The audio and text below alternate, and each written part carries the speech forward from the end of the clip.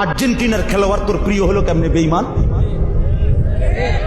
এই মুসলমানের বাচ্চা বল বেটা, এখন দাঁড়ায় বল বেটা, কোন কাফের বেঈমান, কোন খ্রিস্টানের বাচ্চা, কোন ইহুদি, তুই মুসলমানের ঘরে জন্ম নিয়া তোর রক্তে মুসলমান মার রক্ত, তুই কেমনে ওই বেঈমানের মতো সাজবি?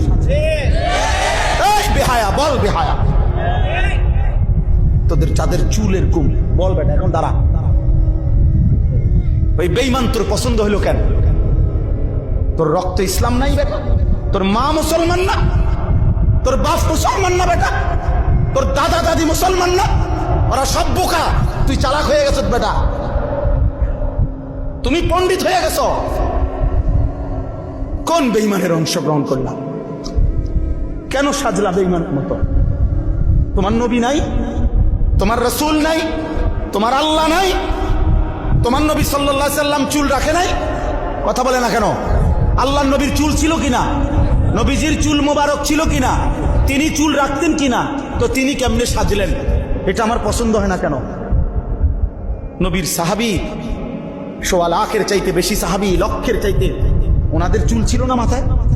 তো ওনাদের চুল কেমন ছিল তার কোনো বর্ণনা নাই কিতাবে? তো তুমি দেখো না এটা? তোমার ধর্মকে তুমি এত বড় বেইজ্জতি করলা কেন? তোমার রাসূলকে তুমি এত বড় বেইজ্জতি করলা কেন?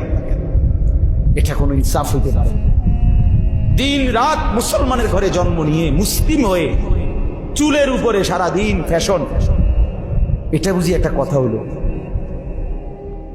আমার ভাই বোন, এটা বুঝি একটা কথা হলো?